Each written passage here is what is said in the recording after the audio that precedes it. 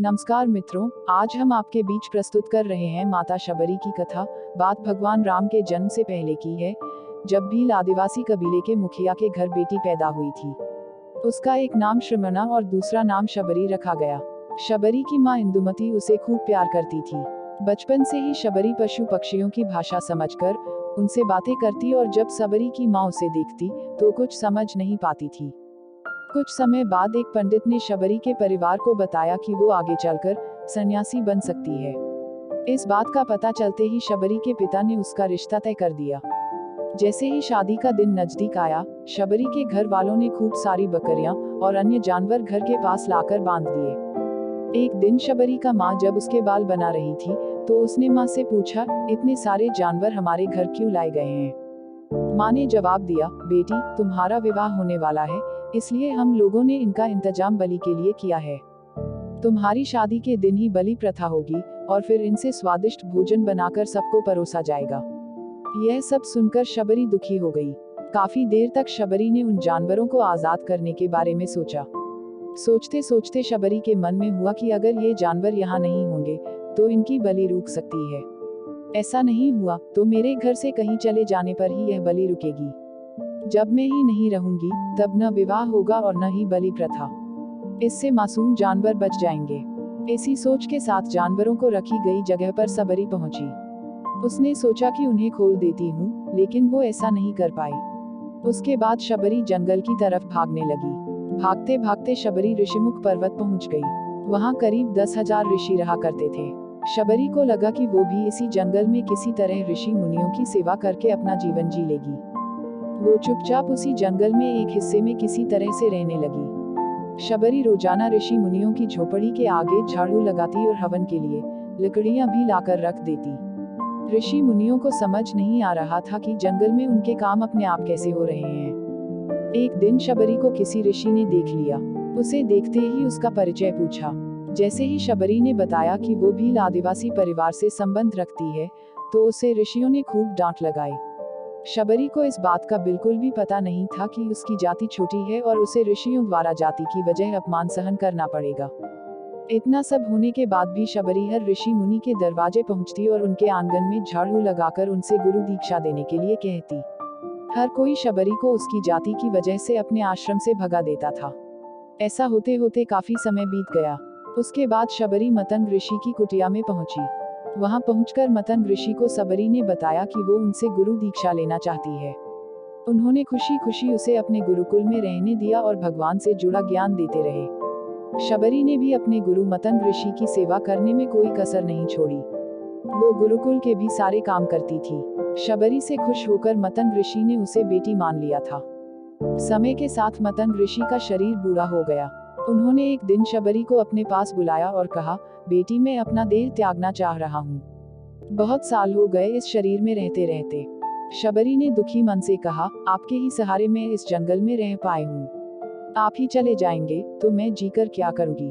आप अपने संग मुझे भी ले जाए, मैं भी देह त्याग दूंगी। मतंग ऋषि ने जवाब दिया, बेटी, तुम्हें चिंता करने की जरूरत नहीं है। राम तुम्हारी चिंता करेंगे और ध्यान भी रखेंगे। शबरी ने राम का नाम सुनने के बाद पूछा, वो कौन है और उन्हें मैं किस तरह से ढूंढूंगी? मंथक ऋषि ने बताया, राम कोई और नहीं भगवान है। वो तुम्हें सारे अच्छे कर्मों का फल देंगे।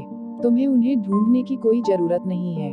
वो एक दिन खुद तुम्हें खोजते हुए इस कुटिया में आएंगे और तुम्हें उनके हाथों ही मोक्ष मिलेगा। तब तक तुम इसी आश्रम में रहो। इतना कहते ही मंथक ऋषि ने अपना शरीर त्याग दिया। शबरी के मन में मंथक ऋषि के जाने के बाद से एक ही बात थी कि भगवान राम स्वयं उससे मिलने आएंगे। वो रोज भगवान राम से मिलने के लिए बाग से अच्छे अच्छे फूल लाकर पूरा आश्रम सजाती और भगवान के लिए बेर तोड़कर लाती। भगवान के लिए बेर चुनते हुए शबरी उन्हें चख लेती थी, ताकि भगवान वो सिर्फ मीठे बेर ही दे। रोजाना शबरी इसी तरह भगवान के दर्शन की आस में फूल और बेर इकट्ठा करती रहती थी। इसी तरह इंतजार में कई साल बीत गए। शबरी का शरीर एकदम वृद्ध हो गया। एक दिन आश्रम के पास के ही तालाब में शबरी पानी लेने के लिए गई। तभी पास के ही एक ऋषि ने उसे अछूत कहते हुए वहां से भागने के लिए कहा और एक पत्थर मार दिया। वो पत्थर जब शबरी को लगा तो उसे चोट लगी और खून बहने लगा। बहते हुए खून की एक बूंद उसी तालाब के पानी में गिर गई। तभी पूरा तालाब का पानी खून में बदल गया। ये सब होता देखकर ऋषि ने शबरी को ही डांटा और कहा कि पापीन, तुम्हारी वजह से पूरा पानी खराब हो गया। रोज ऋषि उस पानी को साफ करने के लिए अपनी कई तरह की विद्याओं का इस्तेमाल करते। कई सारे जतन करने के बाद भी कुछ नहीं हुआ। फिर उन्होंने गंगा जैसी कई पवित्र नदियों का जल भी उस तालाब में डाला, फिर भी तालाब का पानी साफ नहीं हो पाया और वो खून जैसा ही रहा। कई सालों तक तालाब के पानी को साफ करने की कोशिश के बाद भी कुछ काम नहीं आया, तो ऋषि ने थककर सब कुछ छोड़ दिया।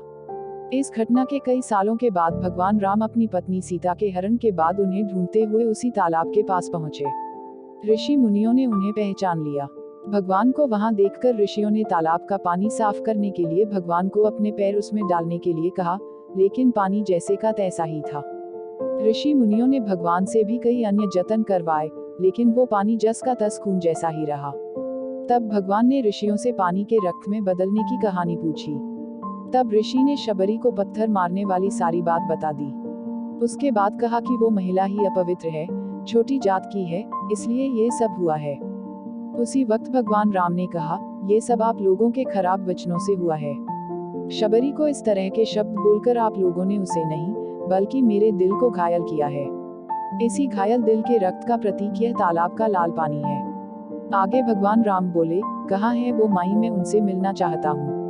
तब तक शबरी उसी तालाब के पास पहुँच जाती है। इस दौरान शबरी के पैर को ठोकर लगती है और कुछ धूल उस तालाब में गिर जाती है। तभी सारा पानी साफ हो जाता है। भगवान सबसे कहते हैं कि देखिए, आप लोगों ने क्या कुछ नहीं किया, लेकिन पानी साफ नहीं हो पाया। अभी सिर्फ इनके पैर की थोड़ी सी धूल ने ही तालाब का पानी साफ कर दिया। भगवान राम को शबरी पहचान चुकी थी। उन्हें प्रणाम करके शबरी ने कहा, भगवान, आप मेरे साथ कुटिया में चलिए। भगवान भी खुशी खुशी शबरी के साथ चल पड़े। फूलों से शबरी ने भगवान राम का स्वागत किया। वो सीधे बेर तोड़ने के लिए भाग गईं और चक चक कर उनके लिए बेर लेकर आई। उन्होंने बड़े ही प्यार से भगवान राम और उनके भाई लक्ष्मण को बेर दिए। भगवान राम ने भी उतने ही प्यार से उन बेर को खाना शुरू किया। तभी बेर देखकर मुंह बनाते हुए लक्ष्मण ने कहा, भैया ये बेर झूठे हैं, इन्हें आप कैसे खा सकते हैं? भगवान ने जवाब दिया, लक्ष्मण, ये झूठे नहीं बल्कि बहुत मीठे हैं। शबरी माई हम सब के लिए ये बहुत प्यार से तोड़कर लाई हैं। इतना कहकर भगवान राम प्यार से उन बेर को खाने लगे। भगवान ने जाते हुए शबरी माई से कहा, आप मुझसे जो चाहे वो मांग सकती हैं। शबरी ने उन्हें कहा, मतंग ऋषि के कहने पर मैं आज तक सिर्फ आपके दर्शन करने के लिए जी रही थी। अब आप मुझे मोक्ष प्रदान कीजिए। मैं अपना शरीर आपके सामने ही त्यागूंगी। उसी वक्त शबरी ने अपना शरीर त्याग दिया। भगवान राम ने अपने हाथों से उनका अंतिम संस्कार किया और सीता माँ की खोज में आगे बढ़ गए। इस तरह से ऋषि मतंग की बात सच साबित हुई और शबरी को भगवान राम के दर्शन भी हुए। तभी से भगवान राम को शबरी के राम भी कहा जाने लगा। कहानी से सीख, सच्ची श्रद्धा हो तो भगवान के दर्शन जरूर होते हैं।